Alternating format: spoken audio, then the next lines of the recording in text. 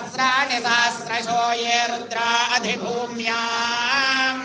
येषाकुं सहस्रयोजने धन्वाणि तन्मसि अस्मिन्महत्यर्नवेन्तरिक्षे भवा अधि नीलग्रीवास्य विकण्ठ शर्वा अधः क्षमाचराः नीलग्रीवास्य विकण्ठानि वपुं रुद्रा उपसृताः ये वृक्षेषु सस्मिञ्जरा नीलग्रीवा विलोहिताः ये भूतानामधिपतयो निशिखासक्कपर्दिनः ये अन्येषु विविध्यन्ति पात्रेषु पिबतो जनान् ये पथान् पथिरक्षय ऐलभृतायव्युधा ये तीर्थानि प्रचरन्ति सृगावन्तो निषङ्गिणः य एतावन्तश्च भूयागुंसश्च वितस्थिरे